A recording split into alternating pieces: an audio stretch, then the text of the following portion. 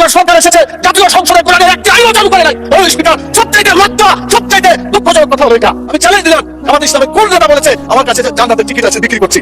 মাননীয় প্রধানমন্ত্রীকে জবাব দিতে হবে, বাংলাদেশে কেন নামাজ চালু করা হলো না? চাঁদাবাজ কোনো দলের সদস্য হতে পারে না, চাঁদাবাজ চাঁদাবাজি, তাদেরকে ধরতে হবে, গ্রেপ্তার করতে হবে।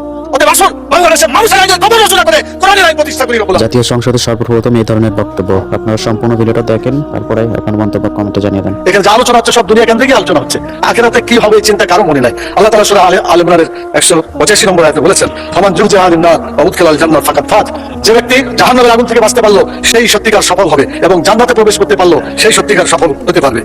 মাননীয় স্পিকার, সংসদ লবিতে ঢোকার সময় আল্লাহর প্রতি পূর্ণ আস্থা এবং ঈমান, এটা দেখার পরে মনে হয় যে আল্লাহর প্রতি যদি ঈমান থাকে তাহলে তো আমাদের আইনের উৎস আল কোরআন, কোরআনের বিধান বাংলাদেশে চালু হওয়া উচিত ছিল। মাননীয় স্পিকার, 90% জন মানুষ যারা কোরআনে বিশ্বাস করে, এই কোরআনের যে বিধানগুলো আছে 2666টি আয়াতের মধ্যে নট লেস দ্যান 1000 আয়াত belong to the positive order and not less than 1000 আয়াত belong to the negative order.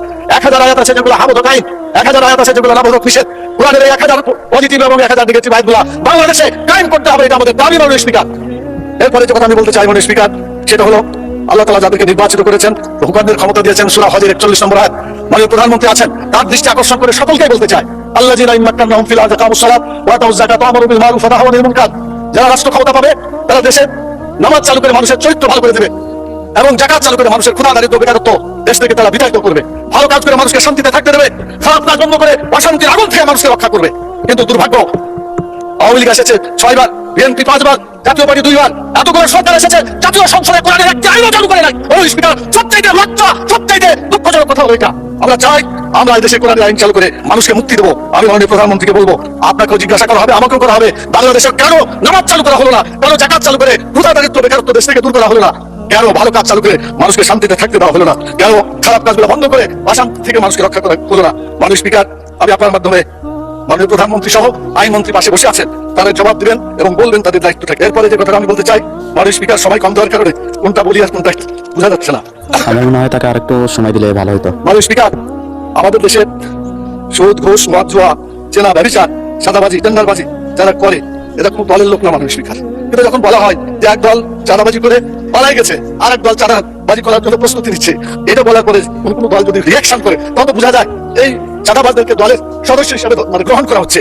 আজকে সিদ্ধান্ত, মাননীয় স্পিকার, চাঁদাবাজ কোনো দলের সদস্য হতে পারে না, চাঁদাবাজ চাঁদাবাজি, তাদেরকে ধরতে হবে, গ্রেপ্তার করতে হবে। এরপরে যে কথা বলতে চাই সেটা হলো টিকিট বিক্রির একটা কথা বলা হয়েছে।